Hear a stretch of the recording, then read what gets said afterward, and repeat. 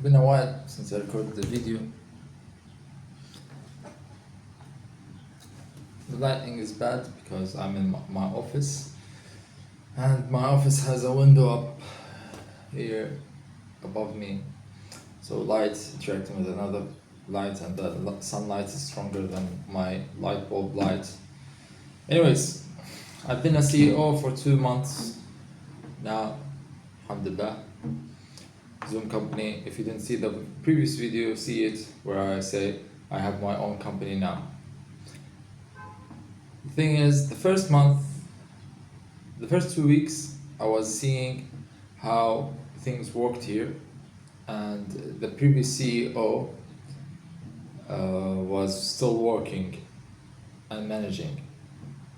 I left him work for 2 weeks, watching him how he does, how he interacts, and how the business goes here.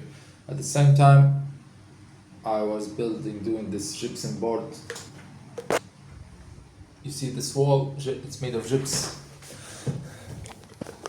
I don't know what. Ah, shit! I spilled my coffee. Anyway, this is called gypsum board. So I built it with some guy and painted it by myself, which looks nice, I believe. Tell me how good it looks in your opinion. Obviously, it's 10 out of 10. Anything made of my hands is baraka, khair, bismillah. And then I started to see and watch how the studio functions. Which is this? I gave you a tour, I think, in the first video. Anyway, after 2 weeks of organizing stuff and working and buying some tools and gadgets, for example, this 60 screen you see over here. Look at this fucking sexy guy. So fucking sexy. If it was a girl, I would bang it. Anyway, now, I would like to say that after 2 weeks, I told him that I'm the captain now, as the Somalian guy in the movie said. And I told him that I accept and decline all the jobs, everything, or anything, any offer. I am the one responsible for accepting it and declining it. I have total authority, and even the owner himself doesn't have the right to force me to take a position in terms of this job or clients that I decline or approve. Now, I have rejected anything that doesn't, models that don't wear hijab. And by hijab, I don't mean in their personal lives, because I don't give a fuck what they do in their personal lives. I would actually like them to be hoes in their real life, so I seduce them after like the photo session. What I said is, when I take pictures of a woman, I wouldn't like her to take pictures of her when she's not covering, because that's haram in action. So what's haram in action is haram to sell. So I wouldn't like to take money for something that's haram. And other thing is music. Music is haram, as you know, so I don't like to put it in reels for my clients, even though I do use my own reels. And actually, I only use it twice, 3 times. Other than that, usually I don't use themes. I use sound effects like like Swift and stuff like that, but I never used what would you call it, music or themes in my own videos, except 3 times or 4. Now, that's like 40% of the market, and I know that I'm suffering severely from loss of customers or interested members. And to replace that loss, what I have done is we have a training room. I'm not gonna stand up and show you the training room, but I have already showed it before, which we have a board and a projector and 12 tables with chairs, and it can fit 20 up to 22 people. So I as an English-Turkish teacher, I would like to give Turkish there, English there, and also brought some Italian speaker girl She's very good, and surprisingly, only people who paid for courses are the ones in Italian. The rest didn't even give a damn about the other courses. They were like, very few of them registered through the link, and very few of them paid. And as you know, as you should know, Libya is very backwards in terms of online payments. Very few people know how to pay online. Very few people do actually do pay online. They must come and pay you in person for them to register. Okay. And for me, to get a student to get uh, invested enough to them for them to remain, even though they're interested, they must pay. Now, a lot of times in life, you'll be interested in something, but not so interested. But because you paid for it, you remain, and you just go along the path. Yeah, that's very important. You must get people to invest a lot in what you're doing, in terms of seduction, business, whatever. They must pay. Oh, I just noticed that my cough is not looking good. It was, I look fucking sexy. Anyway, now, so almost of them only paid for the Italian. Now, in the first month, we made 7K, 6.9K Libyan dinars, which is equivalent of 1.2, 1.1K dollars. Now, this as a first month of me leading the business, and the previous CEO taking all of his previous clients for himself, and the previous CEO is like trying to crumble my style. He was trying to go back to his previous position, which is me, Big Daddy Barasi's position right now. I severely lost a lot of customers, or Zoom, the company itself, don't have a lot of customers. For example, Basriyat Sharif, which is a glasses company, one of the biggest in Libya. Now, I don't mind that. I was expecting that. I actually didn't expect that I would make 6.9K or 7K Libyan dinars in the first month. I was expecting it after the third month.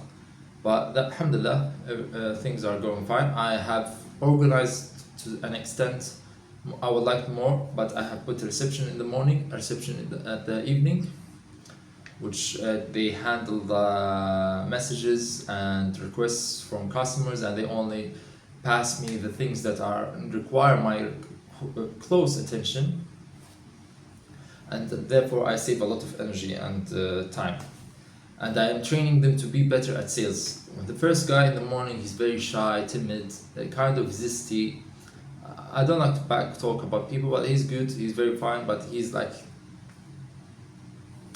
soft. There's no way to say it nicely other than soft. He's soft.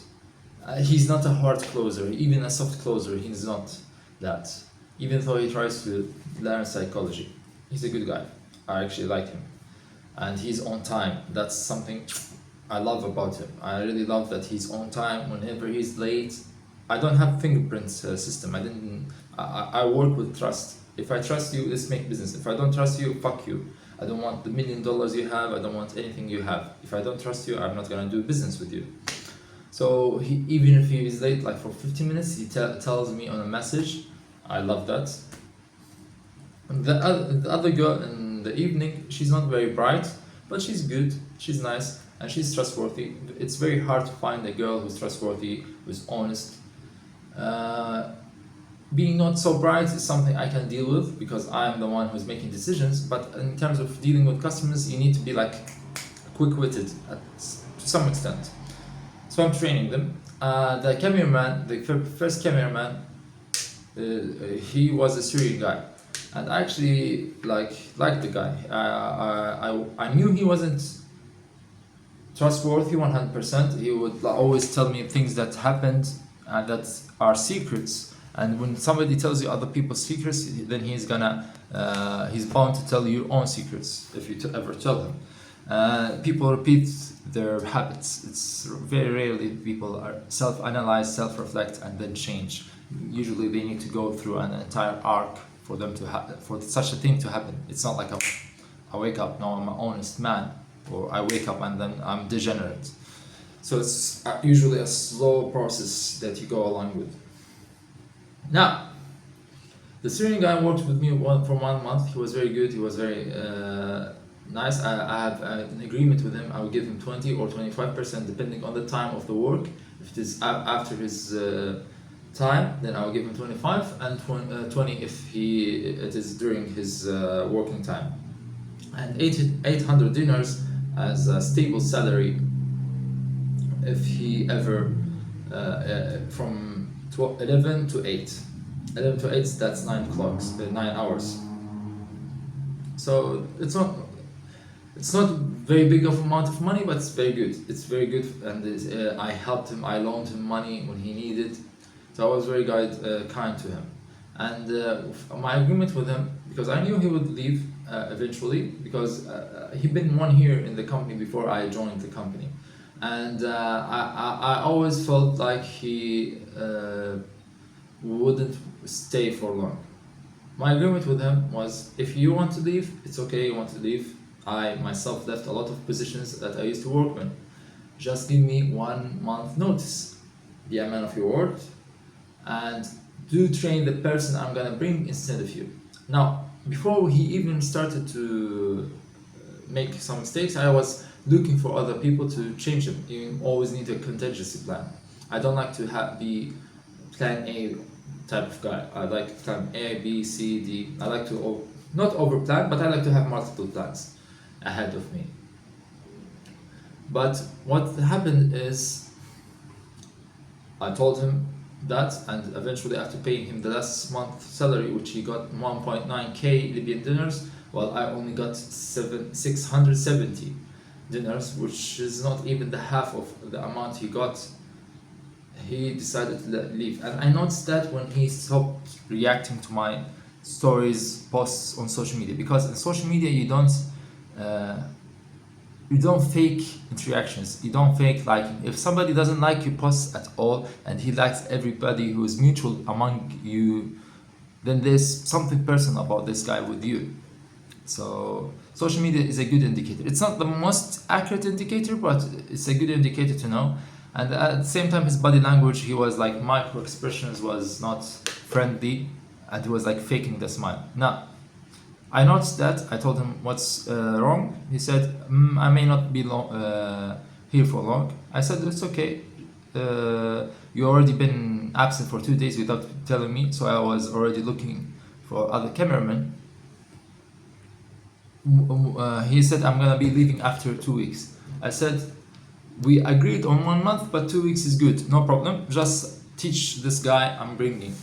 He didn't teach the guy except few things, and by force I was like pushing so hard for him to do it. And he left. Now I have another guy who's good, which is good. He's very good, alhamdulillah. I taught him, he's very willing, and he agrees with me on my moral background. Other than that, everything is fine, alhamdulillah.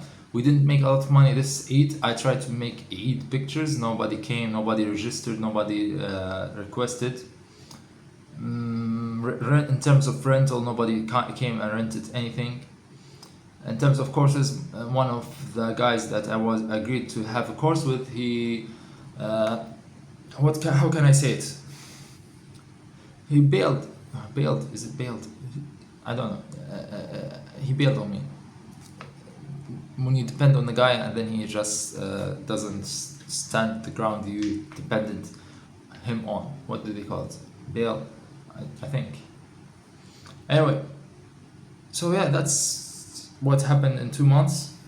I'm very afraid that this month I won't be able to pay my employees, because we only made, in terms of profit, 160, 260, 300 and 350, 350, 350.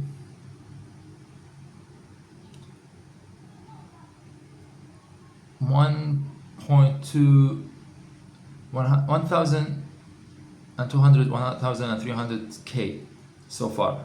Perhaps we will make more, but for my employees, to pay my employees, I need 700 and 500, which is 1.2, exactly the amount we made. And then there's the camera guy. I want to pay him for the reels. He's training right now because he's improving his skills on us using our equipment. but I would still like to have more money to pay the cleaner. I also have the cleaner to pay, which is 350, and I didn't make the money for it, so it's very big responsibility. And I don't like to take loans. I don't like to take loans at all. People always take loans. I believe unless it is for survival, you don't need to take loans. Taking loans is a very easy way to just get more loans and get more in debt. And if you don't have the money, you usually don't deserve the money. Unless you need to survive, like something like 2k, maximum 5k. Anything more than that, it's too much. I don't believe in loans, especially in nowadays that there is interest on the loans. In Libya there is not, alhamdulillah, except on the banks, and I don't take loans from the banks. I don't even take my money from the bank. I leave it and forget it that it exists. I only have the cash in my hand or in my home. So this is the overall thing in being a CEO. I also did a language day. I'm talking too much, but this is more of me documenting what happened than you learning from what I did. Perhaps when I become successful, you will use this material and be like, Big Daddy Barasi, he made it. Look at him. He was a lost CEO who couldn't pay his employees, and now he is multi-millionaire. Boom, boom, boom. Inshallah, perhaps. So this is just me documenting in English because I lost my Arabic channel due to a guy who has a podcast, and I also have a podcast, and he thought that I'm his enemy, even though I have took him as a guest in my own podcast. And he used a bot, I think a bot that mass reports your channel till it gets closed. And this channel is secret, nobody knows about it from the people in Libya. So yeah, I lost the Arabic channel, and I also lost my podcast, which is Libyan Cast. I still have it on like Apple Podcasts, Amazon Podcasts, whatever platforms for the audio, but for the video formats, the YouTube, I lost it. Except on Patreon, yes, Patreon. Alhamdulillah, كل حال. So that's it. Sorry for the rant. I just needed to document it. Instead of a journal, I use recording because my timid hands are too fumble and weak to hold a pencil and write for long times.